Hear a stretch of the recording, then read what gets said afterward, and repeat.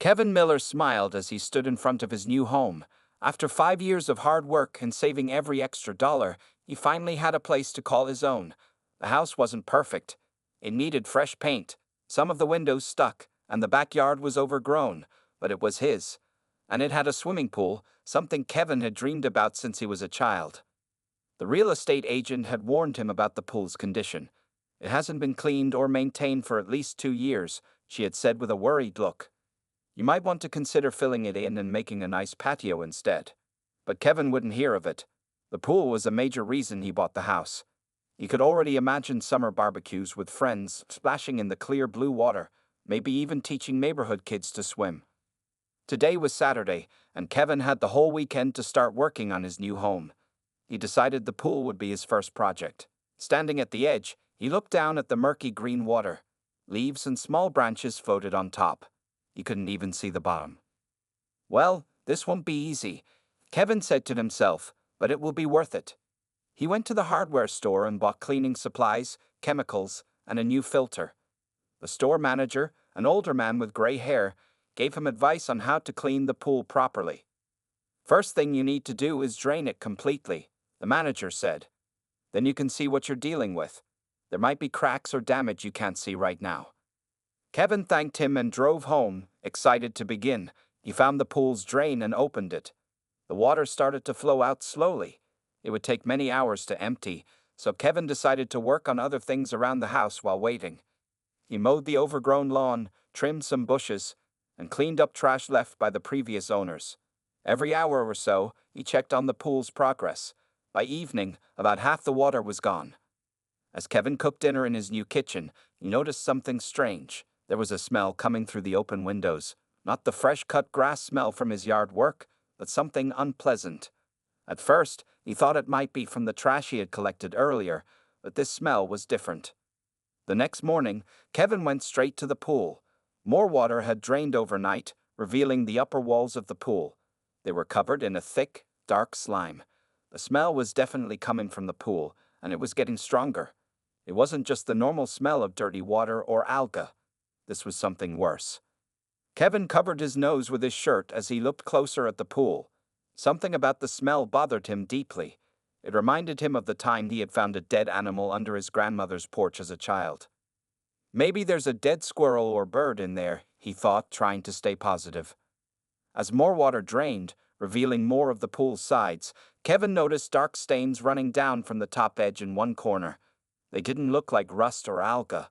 They looked like something had leaked into the pool from above. Kevin felt a chill despite the warm morning sun. Something wasn't right. What had the previous owners left behind? What would he find when all the water was gone? He stood at the edge, watching the water level drop inch by inch, unaware that his dream home was about to become the center of a mystery he never expected to face. By afternoon, the pool was almost empty. Only about a foot of murky water remained at the bottom. The smell had grown much worse, forcing Kevin to tie a bandana around his face. He stood at the edge, peering down at the exposed walls of the pool. Years of neglect had left them stained and covered in slime. I can do this, Kevin told himself, though his enthusiasm from yesterday had faded. The stench was truly awful now, like rotting meat left in the sun. His neighbor, Mrs. Wilson, an elderly woman who had lived on the street for 30 years, came to her fence. Having trouble with that old pool? She called, wrinkling her nose at the smell. Kevin nodded. It's worse than I expected. Did the previous owners ever use it? Mrs. Wilson shook her head. Not in the last few years. Mr. Jenkins had bad legs, couldn't manage the maintenance. I think they just covered it and forgot about it. She paused, looking thoughtful. Though there was that time about a year ago when they had the pool company come. Pool company? Kevin asked, suddenly interested. Yes, a truck parked out front for almost a whole day. I assumed they were cleaning it, but it was strange because they never opened it up again after that. Kevin thanked her and turned back to his task. The information made him curious. Why would someone pay to clean a pool they never used? He decided to climb down the pool ladder to get a closer look at what he was dealing with. Each step down the metal ladder was slippery with algae. The smell grew stronger as he descended. When his feet touched the shallow puddle at the bottom, the water was ice cold despite the warm day. Kevin shivered. Using a long-handled brush he had bought, Kevin began scrubbing at the slime on the walls. It came off in thick, black sheets, revealing the faded blue tile underneath. As he worked his way around the pool, he noticed something strange about the drain at the deepest end. It seemed to be blocked by something. Kevin waded through the shallow water toward it. The bottom of the pool was slick with mud and debris. His foot hit something solid under the surface. Bending down, he reached into the murky water and felt something smooth and hard. He pulled it out. It was a shoe, a work boot, to be exact. It was heavy with water and covered in slime.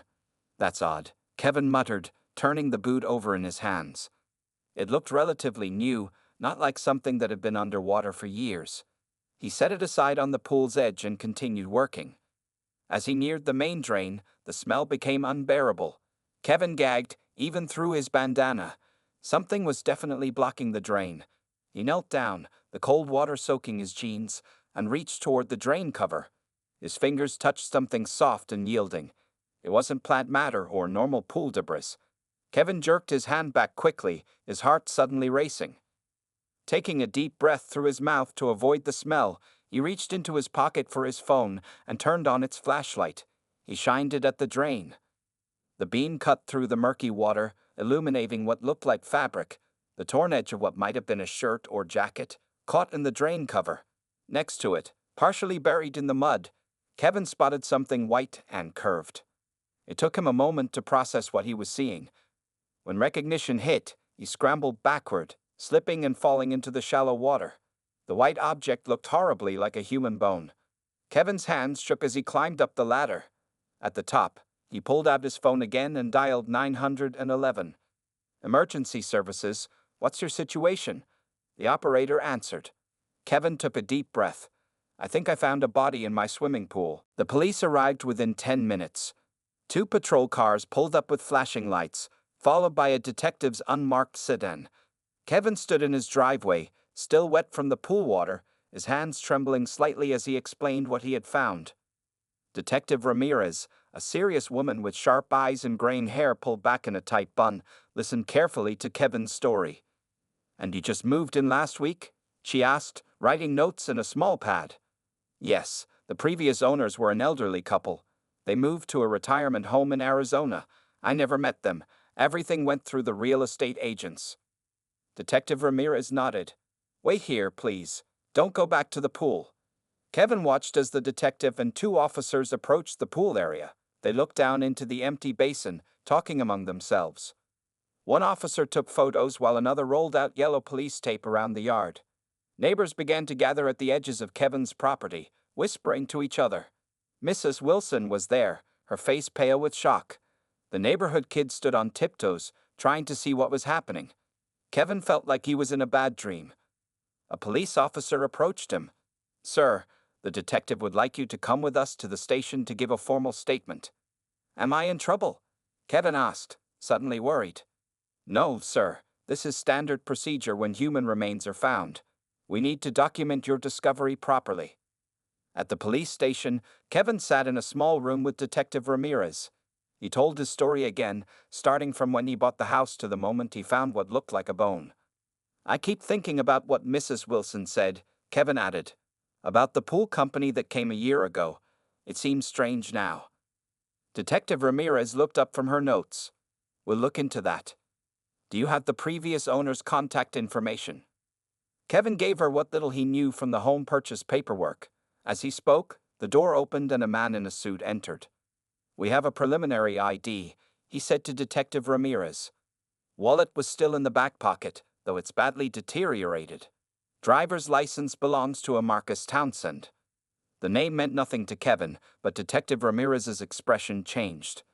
"The contractor who went missing last year?" she asked. The man nodded. "Looks that way. Time of death is hard to determine given the water conditions, but the medical examiner thinks at least 8 months." Detective Ramirez turned back to Kevin. "Mr. Miller, did you know Marcus Townsend?" Kevin shook his head. "No, I've never heard that name before. He was a local contractor who disappeared about 14 months ago. His truck was found abandoned near the highway, but there was no trace of him. Now we know why." Kevin felt sick. So someone killed him and put his body in my pool. We don't know that it was murder yet, cautioned Detective Ramirez, but we are treating this as a suspicious death.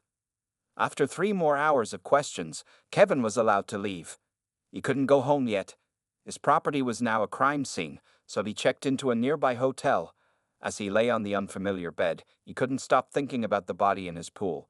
Who was Marcus Townsend? Had he worked for the Jenkins family? Was he killed there, or was his body dumped in the pool later?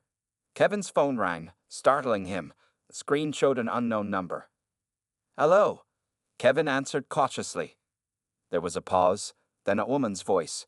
Is this Kevin Miller, the new owner of the Jenkins house? Yes, who's this? The woman took a deep breath. My name is Sarah Townsend. The police called me tonight. They said you found my husband. Kevin sat up straight in the hotel bed, his heart pounding. Sarah Townsend, the wife of the man found in his pool, was on the phone. What could he possibly say to her? I'm so sorry, Kevin managed, his voice barely above a whisper. The police wouldn't tell me much, Sarah said. Her voice was steady but tired, as if she had used up all her tears long ago. They just said his body was found in a pool at his last known job site. I remembered the Jenkins house. Marcus was working there the week he disappeared. Kevin's mind raced. He was working for the previous owners. Do you know what kind of work he was doing? He was a general contractor. The Jenkins hired him to fix the pool deck and some plumbing issues. She paused. Marcus called me that day, said he was running late because Mr. Jenkins wanted him to look at something else. That was the last time I heard from him. The conversation left Kevin with more questions than answers. After saying goodbye to Sarah, he called Detective Ramirez and shared what he had learned. This confirms our initial theory, Ramirez said. Townsend was working at the house when something happened. We're trying to reach the Jenkins in Arizona, but they haven't returned our calls yet. The next morning, Kevin drove past his house. Police cars were still parked outside, and officers in white suits were working around the pool area. Yellow crime scene tape fluttered in the breeze. Neighbors stood in small groups, watching the activity and gossiping. Kevin kept driving. He couldn't face it all yet. Instead, he went to a small coffee shop downtown. As he sipped his coffee, he searched on his phone for information about Marcus Townsend's disappearance. There wasn't much. A few local news articles about a missing contractor, a picture of a smiling man in his 40s with kind eyes and a neatly trimmed beard, and a quote from Sarah saying she believed something bad had happened because Marcus would never just leave. Excuse me, are you Kevin Miller? Kevin looked up to see a middle-aged man standing by his table. The man wore a worn jacket and had deep lines around his eyes. Yes, that's me. Do I know you? The man sat down without being invited. I'm Robert Townsend. Marcus was my brother. Kevin nearly spilled his coffee. I just spoke to your sister-in-law last night. Sarah told me. Robert glanced around the coffee shop nervously. Look, there's something you should know. Something the police might not figure out. What do you mean? Robert leaned closer. Marcus wasn't just fixing the Jenkins pool. He found something when he was working on it. Something hidden. Kevin's curiosity was fully awakened now. What did he find? He never told me exactly, but the day before he disappeared, he called me, all excited, said he found something in the old pool house that could be worth a lot of money. Said Mr. Jenkins didn't even know it was there. And you think that's connected to his death? Robert nodded grimly. Marcus was honest. Too honest sometimes. If he found something valuable, he would have told Jenkins about it. I think someone didn't want him to. Kevin remembered the pool house, a small shed-like structure at the far end of his yard. The real estate agent had called it a bonus storage space, but Kevin hadn't paid much attention to it yet. Have you told the police this theory? Kevin asked. Robert shook his head. They wouldn't listen to me back then. Just said Marcus probably left town or had an accident somewhere. But now that they've found him, his voice trailed off. As Kevin drove back to the hotel, his mind was full of questions. What had Marcus Townsend found in the pool house? Was it still there? And most importantly, had someone killed him to keep it secret? When he arrived at the hotel, Detective Ramirez was waiting for him in the lobby. Mr. Miller, she said, her face serious. We need to talk. We found something else in your pool. Kevin followed Detective Ramirez to a quiet corner of the hotel lobby. His hands felt cold despite the warm room. The detective's serious expression made his stomach tighten with worry. "What did you find?" Kevin asked, his voice barely above a whisper. Detective Ramirez opened a folder she was carrying. The forensics team found these buried in the mud at the bottom of the pool. She slid a photograph across the table. Kevin looked at the image. It showed several plastic bags containing what appeared to be old coins and jewelry, all covered in dark slime from the pool water. "Are those valuable?" Kevin asked, confused. "Very. According to our initial assessment, these are rare colonial-era gold and silver coins, along with some jewelry from the same period. The estimated value is over $300,000. Kevin sat back, stunned. "And they were just sitting in my pool. How is that possible?" "That's what we're trying to figure out." Detective Ramirez pulled out another photo. "We also found this." The second photo showed a small metal box, its lid open. Inside were what looked like old papers or documents. This box contained property deeds and family documents dating back to the 1800s. They appear to belong to the original family that owned all the land in this area before it was developed into a suburb. Kevin remembered what Robert Townsend had told him about his brother finding something valuable. Could this be what Marcus Townsend discovered? Detective Ramirez's eyes narrowed. "What do you know about that?" Kevin told her about his conversation with Robert, explaining how Marcus had supposedly found something valuable in the pool house shortly before his disappearance. "Interesting," said Ramirez, making notes.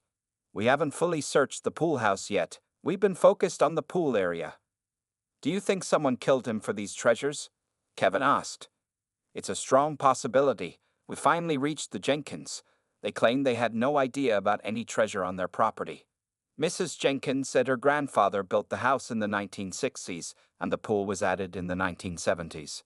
Kevin thought for a moment. So the treasure could have been hidden before the pool was built, and then forgotten? Possibly. Or someone could have hidden it more recently. We're still investigating.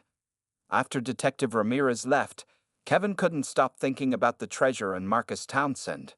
He decided to do some research of his own. At the local library, he asked for information about the original landowners of the area. The librarian, an older woman named Ms. Patel, helped him find historical records. The Montgomery family owned most of this county in the 1800s, she explained, showing him old maps and documents. They lost much of their wealth during the Civil War. "Did they have a reputation for hiding their valuables?" Kevin asked. Ms. Patel smiled. "Actually, yes. There are local legends about Montgomery gold being buried on their property. Most people think it's just a story, but treasure hunters have searched for it over the years." As Kevin walked back to his car, his phone rang. It was Detective Ramirez again. "Mr. Miller, we need you to come to the station immediately. The Jenkins have arrived from Arizona, and their story has changed. They're now claiming that the pool house contains family heirlooms that weren't included in your house purchase. But I have the paperwork. It clearly states that all structures on the property were included in the sale," Kevin said, suddenly worried. "That's what we thought. But they're now saying that Marcus Townsend was hired to move those heirlooms before the sale, and they want to know what happened to them." Kevin felt a chill. "You don't believe them, do you?" There was a pause on the line. "Let's just say their timing is suspicious. Please come to the station. And Mr. Miller? Don't tell anyone else about the treasure we found. Not everyone knows about that yet." As Kevin drove to the police station, he wondered what the Jenkins really knew about Marcus Townsend's death and the treasure in his pool. Kevin arrived at the police station feeling nervous. In the lobby, Detective Ramirez met him with a serious face. "The Jenkins are in interview room 2, she said quietly. "I want you to observe from the next room. You won't be able to speak, but I want to see if you recognize anything in their story." Kevin followed her down a hallway to a small room with a large window looking into another room. The window was actually a one-way mirror. Kevin could see through it, but people on the other side would only see their reflection. In the interview room sat an elderly couple. Mr. Jenkins was thin with white hair and thick glasses. He sat stiffly in his chair, looking uncomfortable. Mrs. Jenkins was plump with curly gray hair. She kept wringing her hands nervously. Detective Ramirez entered their room while another officer stayed with Kevin. "Mr. and Mrs. Jenkins, thank you for coming in today. Detective Ramirez said as she sat down. I know this is difficult, but we need to understand more about Marcus Townsend's work at your house. Mr. Jenkins cleared his throat. We hired him to fix the pool deck. It was cracking badly, and we were worried someone might get hurt. And did he complete that work? Ramirez asked. No, Mrs. Jenkins answered quickly. He stopped coming. We thought he quit. Did you call him when he didn't return? Ramirez asked, watching them carefully. The couple exchanged glances. Well, no, Mr. Jenkins admitted. We just assumed he found a better job.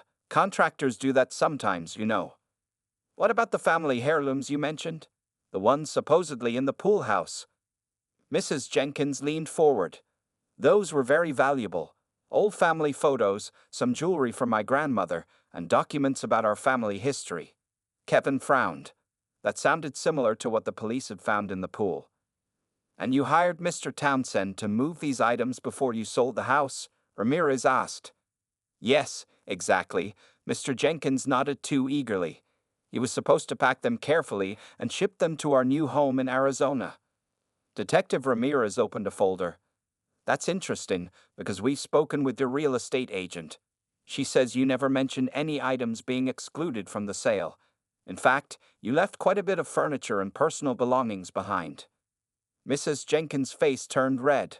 We forgot about the pool house things. We're old, Detective. Our memories aren't perfect. What exactly was in this collection? Ramirez pushed. Family papers, some old coins. Mr. Jenkins said vaguely. Nothing that would interest anyone but us. Old coins like these?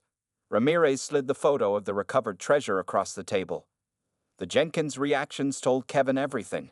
Mr. Jenkins' eyes widened in surprise, while Mrs. Jenkins gasped and reached for the photo. Where did you find those? She demanded. In the pool, Ramirez said simply, along with Marcus Townsend's body. Mrs. Jenkins began to cry. Her husband put an arm around her, his hand shaking. We didn't know, he whispered.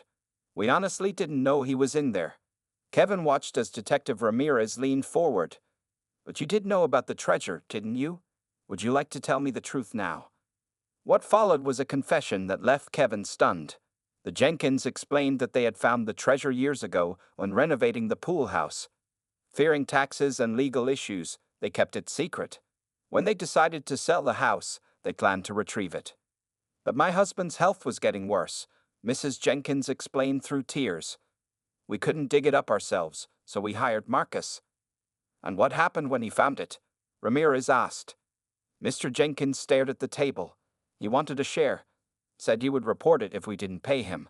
We argued, and... He couldn't finish the sentence. And you pushed him? Ramirez suggested. Into the empty pool during renovations. Mr. Jenkins nodded slowly. It was an accident. We never meant to hurt him. So you covered the pool and left him there? For 14 months? We were scared. Mrs. Jenkins sobbed. We're not criminals.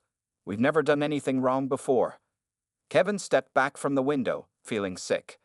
His dream home had been the site of a man's death, and a cover-up by a seemingly harmless elderly couple. The following days passed in a blur for Kevin.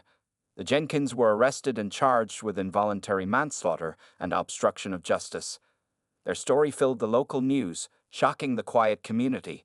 Reporters camped outside Kevin's house, hoping to catch a glimpse of the infamous pool or perhaps Kevin himself. Kevin stayed at the hotel, unable to face returning to the house where a man had died. He couldn't stop thinking about Marcus Townsend lying at the bottom of his pool for over a year while the elderly couple went about their lives, eventually selling the house to hide their crime. On the third day after the Jenkins confession, Detective Ramirez called Kevin. We finished processing the scene, she said. You can return to your house tomorrow if you want, but there's someone who'd like to meet you first. Are you free this afternoon? That's how Kevin found himself sitting in a small coffee shop, waiting nervously.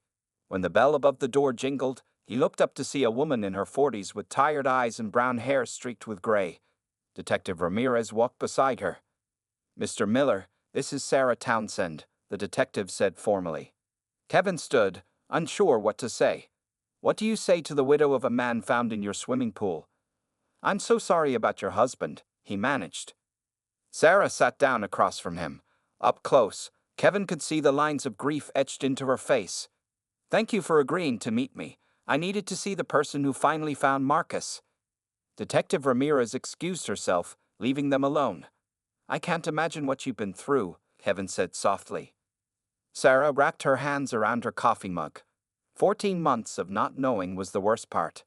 I kept hoping he would walk through the door one day with some crazy story about where he'd been. She gave a sad smile. "Even when the police told me they found his body, part of me didn't believe it until I identified his things." Kevin nodded, not knowing what to say. "The Jenkins seemed like such normal people," Sarah continued. "That's what I can't understand. How do you leave someone to die and just go on with your life?" "I don't know," Kevin admitted. "But I want you to know I'll be selling the house. I can't live there knowing what happened." Sarah looked surprised. "That's actually what I wanted to talk to you about." She took a deep breath. "The police told me about the treasure. Since it was found with Marcus, and he discovered it, I might have some legal claim to it. But there's something else." She reached into her purse and pulled out a folded paper. "This is the last text Marcus sent me the day he disappeared. I never showed it to the police before because it didn't make sense." Kevin took the paper. On it was a screenshot of a text message. "Found something big at Jenkins' place. Not just coins. There's a map to more. Don't tell anyone yet." Kevin looked up. "A map?" Sarah nodded. "The police searched the pool house but didn't find any map. I think it might still be hidden somewhere in the house." Kevin thought about the old property, with its many nooks and crannies. "If there is a map, do you think it leads to more treasure?"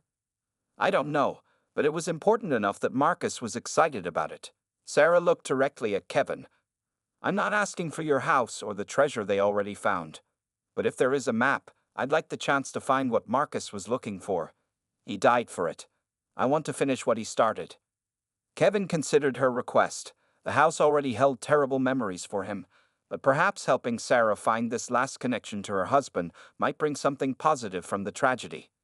"We could look together," Kevin suggested. "Once the police clear the property. If we find anything, it's yours."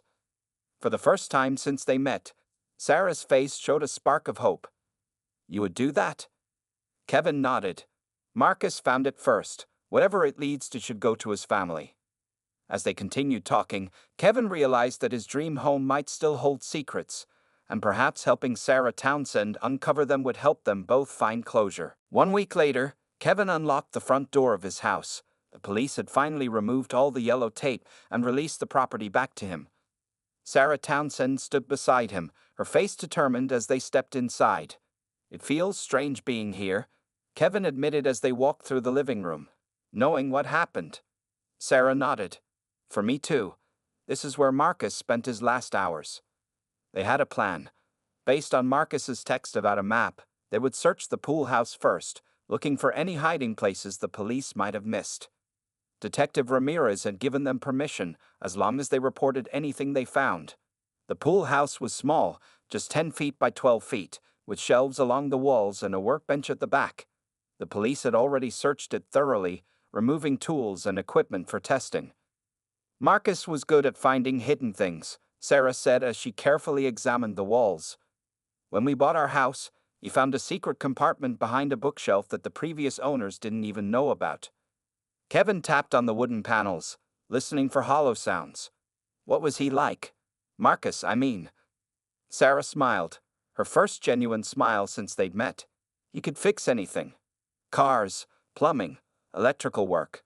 But he was also gentle. He volunteered at an animal shelter on weekends. The day he disappeared, he was planning to bring home a 3-legged dog no one wanted to adopt."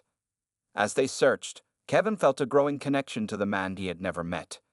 Through Sarah's stories, Marcus Townsend became real to him, not just a body in a pool, but a caring husband who loved old movies and always carried peppermints in his pocket.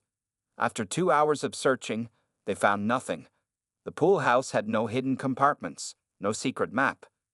"Let's check the house again," Kevin suggested. "Maybe he hid it somewhere inside." They searched room by room, checking behind picture frames, under floorboards, inside air vents. Nothing. Finally, they stood in the backyard, looking at the pool. It was empty now, clean after the forensic team had finished. The afternoon sun cast long shadows across the concrete. "We're missing something," Sarah said, her voice tired. "What would Marcus do? Where would he hide something important?" Kevin stared at the pool, thinking. The text said he found the map, not that he hid it himself. Maybe it was already hidden somewhere by the previous owners. Sarah's eyes widened. The Montgomery family, the original owners of this land. The librarian told you they were known for hiding their valuables. Kevin snapped his fingers. That's it. The treasure was found in the pool. What if the map isn't in the house at all? What if it's in the pool itself? Sarah finished his thought. They walked to the edge of the pool and looked down. The concrete walls were bare, recently cleaned by the forensic team, but the decorative tiles that ran around the top edge of the pool caught Kevin's attention.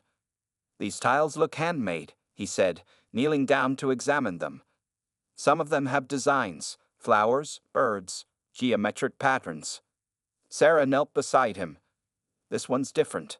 She pointed to a tile showing what looked like a tree with spreading branches. Kevin looked closer. It wasn't just any tree. The branches formed a pattern that looked like pathways. "It's a map," he whispered. "Hidden in plain sight." They carefully removed the tile. On the back was an inscription. "Montgomery Gold lies where the oldest oak stands guard. 20 paces north, 15 east, beneath the stone marked with M." Sarah's hands trembled as she held the tile. "He found it. This is what Marcus discovered." 1 month later, Kevin stood with Sarah under a massive oak tree at the edge of what was once Montgomery land, now a public park. Following the directions, they had found a stone with a worn M carved into it. Beneath it, they discovered a small iron chest containing gold coins and a letter from Thomas Montgomery to his descendants. As promised, Kevin gave everything to Sarah. She used part of the money to start the Marcus Townsend Memorial Fund, helping families of missing persons. The rest she saved for her future. Kevin never moved back into the house. He sold it, disclosing its dark history, and bought a small cabin by a lake. Sometimes Sarah visited him there, bringing her newly adopted 3-legged dog, the same one Marcus had planned to bring home. The pool house tile with the map hung framed on Kevin's wall, a reminder that sometimes terrible discoveries can lead to unexpected healing.